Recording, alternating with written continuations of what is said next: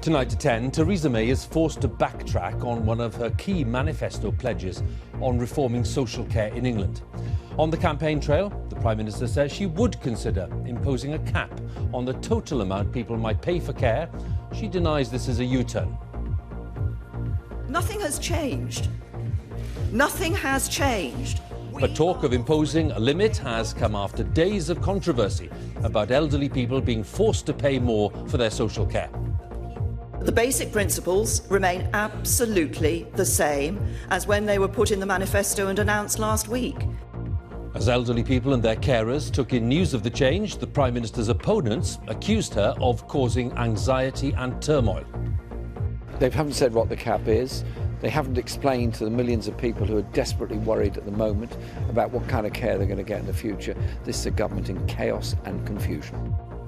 We'll be looking in more detail at the Conservative policy on social care and what this could mean for the election campaign. Also tonight, President Trump starts his official trip to Israel and expresses confidence about a peace deal with the Palestinians.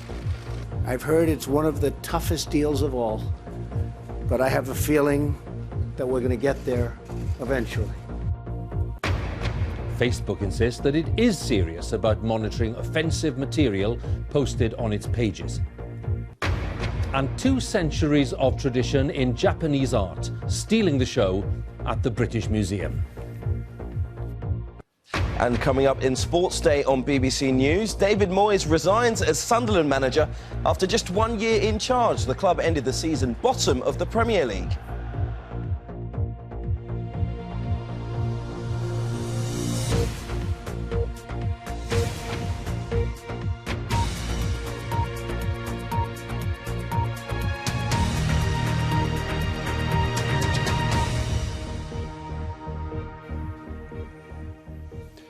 Good evening. The Prime Minister stands accused of performing a hasty U-turn on her plans to reform social care in England. Just 4 days after publishing the Conservative manifesto and following widespread controversy, Theresa May claimed that she was now clarifying the policy. The Prime Minister said she would consider imposing a limit or a cap on the cost of home care for the elderly. Mrs May's opponent said that the about-turn was the opposite of what she calls strong and stable leadership. Our political editor, Laura Kunsberg, has more details. Serenely rolling along, it had seemed, with only a few noises off. But an anti-hunting protest was the last of the Tories' problems today. The fascist state we're living in. The manifesto created a mess over social care that had to be cleared up. The original version of the Tory plans were to be bundled away. It might not sound like it, but this is a big change to what Theresa May had planned, introducing a limit, a cap, on how much people in England could have to pay. This manifesto says that we will come forward with a consultation paper, a government green paper. And that consultation will include an absolute limit on the amount people have to pay for their care costs. You have just announced a significant change to what was offered in your manifesto, saying there will now be the possibility of a cap on social care that was not in the plans that was announced just 4 days ago. That doesn't look so strong and stable, Prime Minister, does it? It looks rather like panic in the face of opposition. Our social care system will collapse unless we address this problem. And we can't leave it to the future. We have to start dealing with it now. That's why I want to fix it, and I'm going to fix it. And she was, though, pressed again and again, seeming exasperated by the end. Nothing has changed. Nothing has changed. Let's be clear. We have not changed the principles that we set out in the manifesto. We're very clear about the principles on which this system will operate. She wasn't hanging around. Hang on, I've got to do something here. I've got to do something. And ministers, well, they didn't really want to talk about it either. Secretary of State, can we just ask you very quickly about the U-turn on social care? Secretary of State, can we just ask you very quickly about the U-turn on social care? When did Theresa May change her mind? A closed door. Because just yesterday, ministers were saying nothing was going to change. Is there any chance at all you're going to look at it again? No. But there were concerns inside the party. The Prime Minister herself had heard nerves on the doorstep. Just a bit unnerved, I have to say, about the whole people. Yes. Their change. The principle of who pays stays the same, but the change of heart's a gift and a source of gags for Labour. She's done another U-turn, Jeremy. Apparently, yes, apparently. Oh, blimey, you can't trust this woman. She does U-turns on immigration. She does U-turn on Parliament won't be meeting, having an election till 2020. And it's you what's called can't strong trust her. And it's what's called strong and stable. Strong and stable. But the opposition's still attacking the part of the plan that remains. The value of people's homes in England will be factored in for all kinds of social care, even though assets below £100,000 will be protected. This is what happens when you have a government that thinks it's going to win with an enormous majority. Governments that have landslide majorities make bad decisions, big mistakes, and take people for granted. Social care's devolved, decided separately in Wales, Northern Ireland and in Scotland, where her plans for the future will be published in the manifesto tomorrow. Theresa May, though, has been trying to make inroads in areas that have been hostile to Tories for years. She's a liar and a coward. And don't forget, she's been trying to make this campaign all a question of leadership. Are you embarrassed by this U-turn, Prime Minister? The Prime Minister is adamant she hasn't budged on her principles, but she has made a big change to her plans, published just a few days ago. For the first time in this general election campaign, Theresa May looks rattled. The Tories say they're the only ones who are willing to be honest about the cost of social care. Why was there no mention of a cap in the manifesto? But if honesty's the best policy, seemingly that involves being ready at short notice to take their own plans apart. Laura Kunzberg, BBC News, Wrexham. Well, now, the idea of a cap or limit was first put forward in a government review commissioned by David Cameron when he was Prime Minister. It had been due to come into force last year, but then was put off until 2020. Our social affairs correspondent, Alison Holt, examines how the Conservatives intend to tackle the challenge of an ageing population. Pensioner Peter Martin is full-time carer for his 88-year-old mother Doris. Limited savings mean they qualify for council help, getting 3 visits a day. Next more tea? I'll have a love of tea. Yeah, OK, I'll make another cup of tea then. Peter has spent the last few days trying to work out what the Conservative care plans would mean for them. He believes they'd lose local authority help because the value of their home would be included in calculations for the first time. At the moment we're paying £68 a month, and if the new system came into effect tomorrow, we'd be paying £950 a month. He says he finds little reassurance in the promise they could pay later. He also wants more details on how a care cap would work. Out of the new system, I see only uncertainty. I see the money disappearing very quickly, the debt rising very quickly, and just a complete lack of certainty for the future. So what would the Tory plans mean for people who need care? At the moment in England, anyone who has assets or savings of more than about £23,000 pays for their care. Last week in their manifesto, the Conservatives said they'd increase that, allowing people to keep £100,000. The value of their home would be included in the calculations for both residential and home care. Deferred payments would allow the costs to be recouped from someone's estate after death. But it was what was missing that has caused the controversy. No mention of a cap or limit to the massive costs some would still face before they got council help. It had been a 2015 election promise. Now Theresa May says they will consult on what she calls an absolute limit, but doesn't say what that will be. Sir Andrew Dilnot wrote the report that said a cap on care costs was essential to help people plan ahead.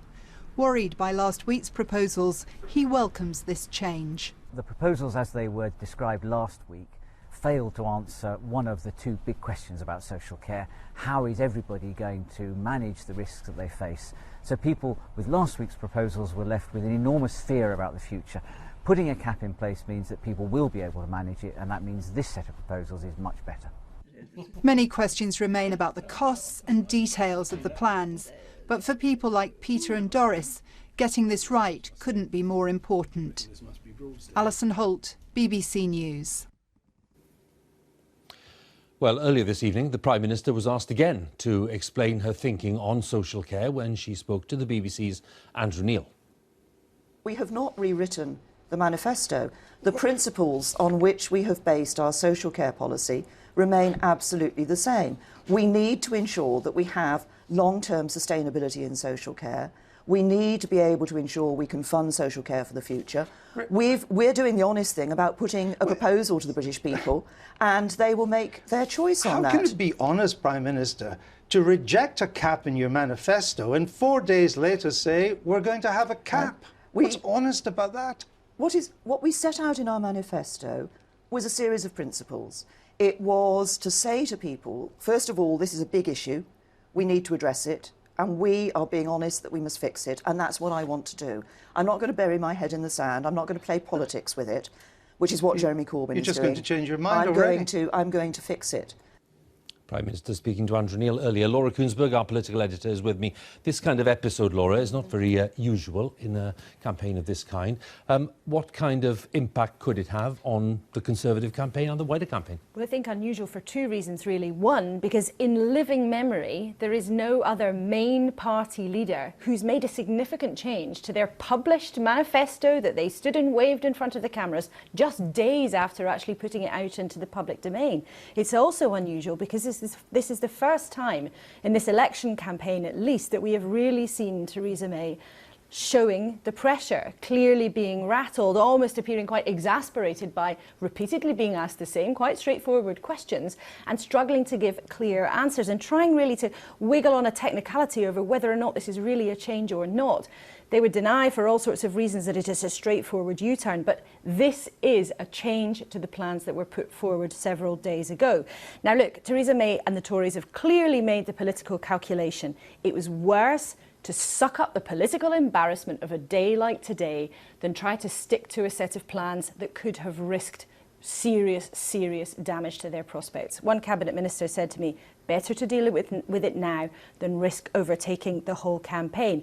But here's the problem with them just thinking they can swipe it away today.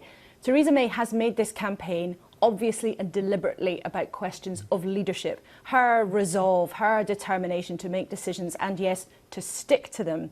And here we have an episode that suggests she's maybe quite a lot more susceptible to pressure than her team and the rest of the Tory party would have us believe. Laura, again, thanks very much. Laura Kuenssberg there for us, our political editor. And just a reminder, for all the latest election news and analysis, you can go to our website. That's at bbc.co.uk/election 2017. And can I also remind you that if you want to watch all of Andrew Neil's interview with the Prime Minister, well, that is available now for you, and it is on the BBC iPlayer. Now, NHS trusts in England will record a deficit of around £750 million for the year ending March 2017. The figures have been made public, despite the government's insistence that they should not be published during an election campaign in line with Whitehall Convention. Let's talk to our health editor, Hugh Pym, who has more details for us. He's in central London. Hugh, talk to us about the figures and what they mean. Yes, Hugh, these are very important figures on the state of NHS finances at trusts in England. They were due out at the end of May. But on Friday, as I revealed, the Department of Health effectively told NHS leaders, you can't publish them because that would be in breach of the normal Whitehall Convention during an election campaign, restricting government announcements. Now, I understand NHS leaders weren't happy about that, and tonight one organisation representing the trusts in England, NHS providers, has put out its own estimate, an informed estimate, I'm sure, saying there was a deficit of between £700 and £750 million. A big deficit, but they say an improvement on the previous year because of cutting agency staff bills and so on. So we're in the rather absurd position that the official figures won't be published for a few weeks, but versions of them are doing the rounds tonight. Hugh, again, thanks very much for the latest there. Hugh Pym, our health editor, for us. Now, Labour says it will bring forward its pledge to scrap tuition fees to include students starting university in England this autumn if it wins the election. Jeremy Corbyn also said that students who are partway through their courses would not have to pay for the remaining years. In Labour's attempt to reach out to young people, Mr Corbyn also promised more investment in Britain's arts, music, film and theatre, as our political correspondent Ben Wright tells us. In what used to be Hull's old fruit and veg market, Jeremy Corbyn upped his sales pitch to students. Labour had already promised to scrap tuition fees for English students studying at English universities from next year. Now he says students starting this year will be free of fees. Surely we should be investing in our future. Somebody who doesn't achieve the profession they want, nursing, teaching, medicine in some other form, engineering, whatever it happens to be, they lose out, but we as a society lose out because we've lost a qualified person who can help improve our industries, improve our services, improve our quality of life. From this autumn, universities in England can charge up to £9,250 a year for undergraduate courses. But Labour says new students and those partway through courses would have free tuition from this autumn. The party claims this policy would cost the taxpayer £9.5 billion a year. But the Tories, Lib Dems and those studying the numbers said the policy would benefit better off graduates most of all. If you're a relatively low earner, you will never pay back anything like what you've borrowed, and the whole thing gets written off after 30 years. It's only the higher earners who pay it all back. So if you get rid of the tuition fees, then it's the highest earners who benefit the most. And actually the very lowest earners don't benefit very much at all. John, can you just poke your radar out? Well, Jeremy Corbyn's on the stump today with one of Hull's heavy hitters, Labour's John Prescott. But if Jeremy Corbyn's going to have a chance of getting to number 10 in just over 2 weeks' time, it's young voters he needs. And today's policy is a clear attempt to woo them. Education is a devolved issue, and Scottish students at Scottish universities, for instance, already pay no fees. At the University of Hull today, students weighed up this latest inducement from Labour. I think it's a great policy in principle, concerned about how it's going to be funded, also concerned about Jeremy Corbyn on policies such as Trident. Major concern, and I'm unsure about him, so I won't be voting Labour again, unfortunately. Amy? I think it's going to go down really well with students. Labour policies are historically pretty popular with students, and I think this will be absolutely no exception. At a rally here this evening, a rapturous welcome for Jeremy Corbyn. But in this Labour-held city, is he just preaching to the converted or reaching new supporters? Ben Wright, BBC News, Hull. Now, President Trump, who's on a visit to Israel, has demanded that Iran stop supporting what he called terrorists and militias. He said there was a growing realization in the Middle East of the threat posed by Iran. And he underlined the strength of the link between the United States and Israel, suggesting that there was a rare opportunity to move forward with seeking peace between Israelis and Palestinians. Our North America editor, John Sopel, has sent this report. Even with his arrival on Air Force One, a small piece of history was made. The first ever direct flight between Saudi Arabia and Israel. Hello, my friend. There are no diplomatic relations between the two countries. He's here on an outreach programme. Not that Melania Trump seemed very interested in that.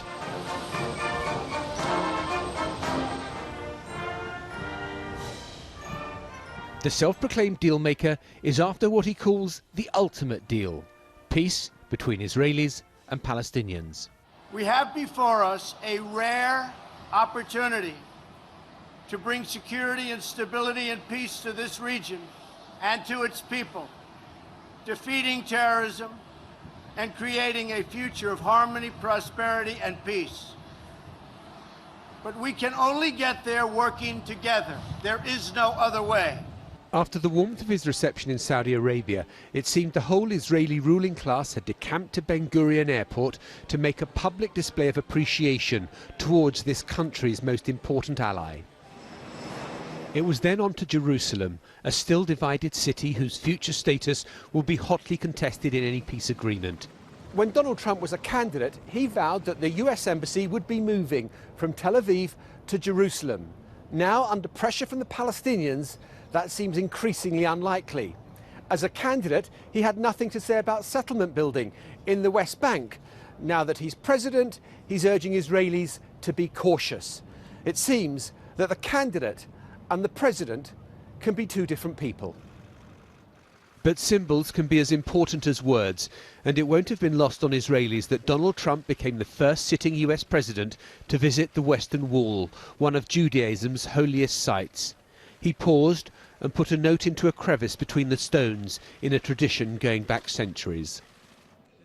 He also went to the Church of the Holy Sepulchre in the Old City, where it's believed that Jesus was buried and resurrected. The Trump mission to bring together the three great religions of Christianity, Judaism and Islam. This evening, Donald Trump went to have dinner at the Israeli Prime Minister's residence, and Benjamin Netanyahu was sounding unusually upbeat and positive about the future prospects. For the first time in many years, and Mr. President, for the first time in my lifetime, I see a real hope for change. But in the West Bank, talk of change and new beginnings seemed as far away as ever, as Israeli soldiers clashed with Palestinian protesters, some clearly unhappy about the president's visit.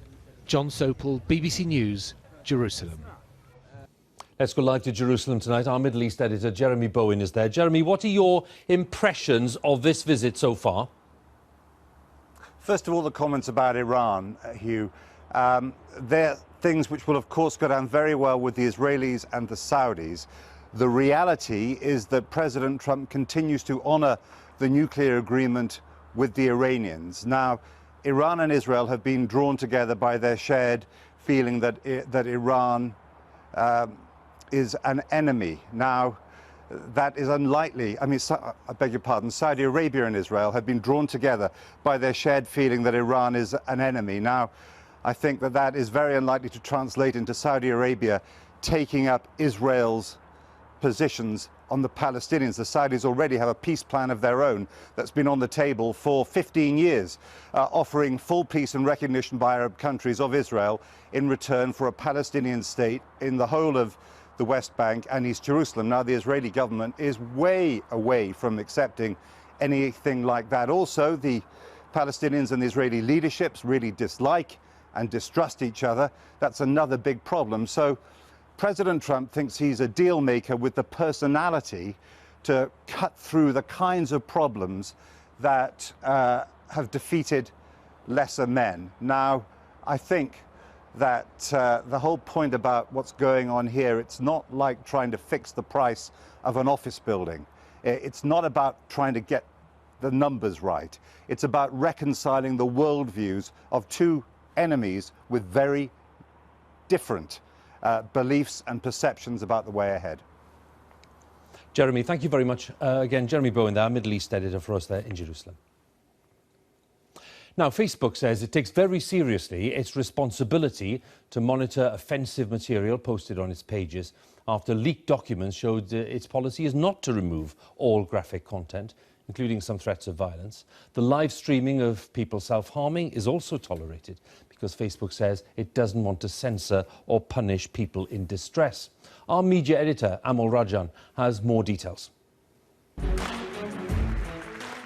The founder of Facebook is nothing if not an idealist.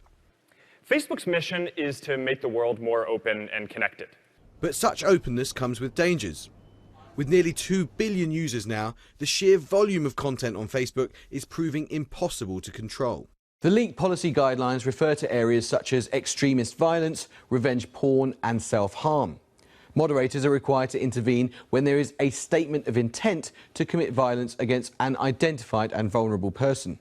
So a specific threat targeted against the American president would be deleted. But a more general expression of malice, such as this, would not. These guidelines show that the soon-to-be 7,500 moderators who work for Facebook are often making hugely important decisions under immense time pressure. But the reporter behind the story says it's just too big a responsibility. What we realised was the extent and breadth of the problems that Facebook has. Everything from racial problems on the site to revenge porn. There's no way that Mark Zuckerberg would have thought 13 or 14 years ago that Facebook would be facing those kind of issues in 2017. A former Facebook staffer says its role is not to be the arbiter of what is and isn't offensive material. It's not just a bunch of people making it up as they go along. Over many years, this rulebook has been built up as new social problems come along, new uses of the platform come along. The company says we work hard to make Facebook as safe as possible while enabling free speech. In addition to investing in more people, we're also building better tools to keep our community safe. Amy Wilson, who has self-harmed in the past, was upset when asked by Facebook to remove images of her healing wounds. She believes such images can symbolise recovery, but the images of people in crisis should never be shown. I don't think photos of actual self-harm and somebody doing it on the live streams or photos of wounds, I don't think they should be shown at all. I don't understand how there could be any positive in it. Facebook say they work with law enforcement to save lives. But all this is uncharted terrain. Neither a simple platform nor a conventional publisher. Technology giants like Facebook are a new kind of company growing so fast that the law and public opinion is struggling to keep up. Amal Rajan, BBC News. President Trump's former National Security Advisor, Michael Flynn, will reportedly refuse to give evidence to a congressional committee investigating alleged Russian links to the US presidential election. He has been summoned to give evidence to the inquiry, but is expected now to invoke the Fifth Amendment, which means that it gives him the right not to incriminate himself. A prison psychiatrist who until last month worked at Woodhill Prison in Buckinghamshire has told BBC News that safety improvements were not made following a series of suicides there because there was a shortage of staff. Since 2013, 18 inmates have died at Woodhill Prison, and according to official figures, there were 120 suicides in jails in England and Wales in 2016. That is a record number. Campaigners will find out tomorrow if the High Court is to order improvements at Woodhill. Our correspondent Michael Buchanan has the story. This is England's deadliest jail. 18 prisoners have killed themselves at Woodhill since 2013. Levels of assault and violence are also rising. The prison is chronically understaffed. Inmates can be locked up for 23 hours a day. What does that do to you to be locked up for that amount of time? Well, it has a big impact on you mentally. It can give you serious mental health issues. I must have got some of them myself. Jamie Blyde has been in and out of Woodhill for the past 12 years. Everyone can break, and there's a breaking point, and obviously my brother hit that point, and now he's gone. His brother Daniel killed himself in prison last year. An inquest jury found Woodhill's failure to learn from previous suicides contributed to his death. Jamie was in a neighbouring cell block at the time. He has known 7 of the 18 prisoners who've died here. We're getting the wrong type of staff. We ain't got like where we used to get all the old ex-forces and that. Guys that were, could be annoying and, and hard to be around, but they were straight and you knew where you stand with them. We're getting a lot of people that I don't think are meant for the job. Campaigners will learn tomorrow if judges are willing to order improvements at Woodhill. He argued before the High Court last month that the prison had failed to fulfil previous promises to make the jail safer. Their concerns about Woodhill come amid record levels of prison suicides across England and Wales. Since 2012, the number of prison officers has fallen by more than 4,000. During the same period, the number of prison suicides has virtually doubled. I remember going home and saying my job has become insane. Elizabeth Van Horn worked as a psychiatrist at Woodhill for a year until last month. She resigned, frustrated at the challenges she faced. There have been a number of inquests after suicide saying that things have to change. Did anything actually change? No, not really. You can only get things done if you've got the workforce to do it. So was the prison regime itself creating mental health problems? Oh, definitely, yeah. Particularly for people with pre-existing mental health problems. That's a sort of an added burden that they really cannot cope with. Nearly £1 billion has been taken out of the prisons and probation budget in recent years, but ministers now say they're looking to recruit 2,500 new prison officers.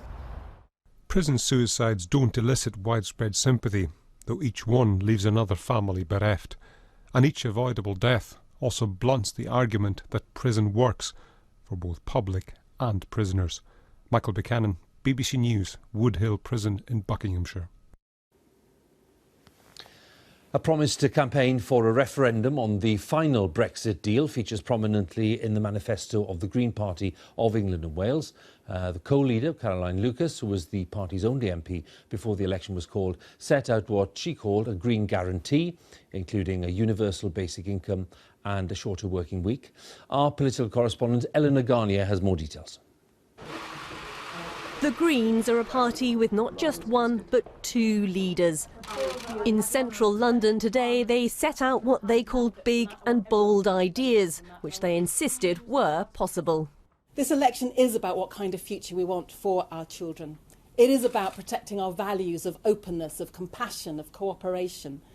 It's about our promise that a confident and caring future is possible if we work together, if we do politics differently, and if we dare to be more ambitious.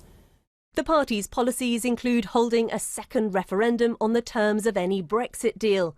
They want to explore having a universal basic income and a shorter working week.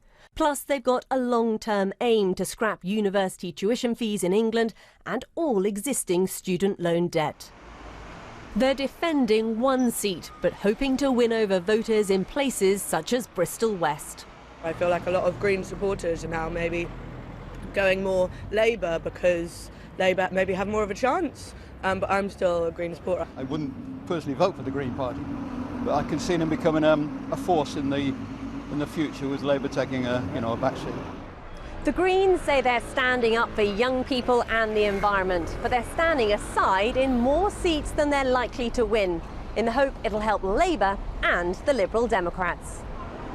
Pushing for a progressive alliance with other parties on the left has led to criticism they'll end up in a coalition of chaos. They want to transform politics. To do that, they first need to get elected. Ellen Agania, BBC News.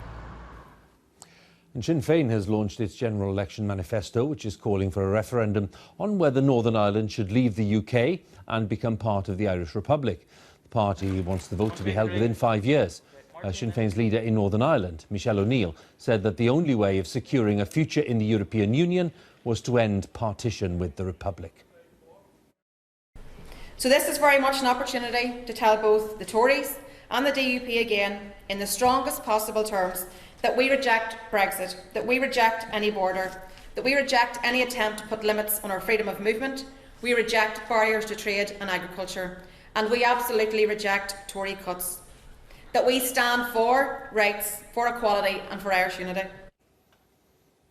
Was Michelle O'Neill there. Now, one of the most recognised and imitated images in the world, known as the Great Wave, was originally a woodblock print created by the Japanese artist Katsushika Hokusai almost 200 years ago. It is the centrepiece of a show that opens this week at the British Museum, looking at the last decades of the artist's long life when he produced some of his greatest work. Our arts editor, Will Gompertz, has been there to take a look.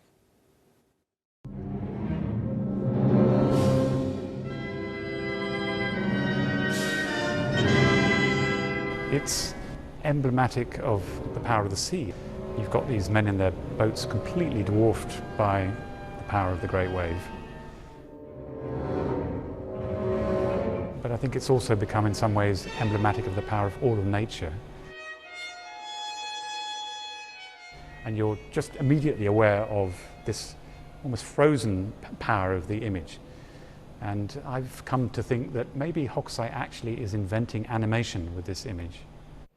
When Hokusai made his famous series of woodblock prints featuring Mount Fuji, he was around 70. Old for some, but not for him. He considered it a new beginning of his life as an artist, which he felt had only just begun. At the age of 75, he takes the name Old Man Crazy to Paint, which is wonderful, I think, expression of his continuing ambition. He is determined the older he gets, the better he will become. From the age of 90, there's an extraordinary painting of a dragon in a rain cloud. Technically, this is a staggering painting. And Hokusai has to have this all worked out in his head before he ever touches brush to paper. You can't make corrections with this kind of painting. It's not like an oil painting where you can scrub a bit out and do it again. You've got to get it right the first time. His popularity is international. He crosses borders and cultures. What is it about his work that makes it resonate so? He's interested in the world of work. Ordinary people going about their business in sometimes amazing nature, sometimes in the city of Edo. It's not the really grand people he tends to paint, it's us. We know Hokusai was a great master who influenced the likes of Van Gogh and Degas. But what this exhibition also shows is that old age doesn't necessarily mean a slow decline, rather a fresh start, an unleashing of creative powers, and a time to produce your finest work. Will Gompertz, BBC News. Reminder that Newsnet's coming up on BBC Two, so here's Evan. An awkward day for the Tories, altering a manifesto policy on social care that was only 4 days old. So what does it tell us about Theresa May? We'll hear what one of the Daily Mail's most senior columnists makes of it. Join me now on BBC Two. That's Newsnet with Evan here on BBC One. It's time for the news where you are. Have a good night.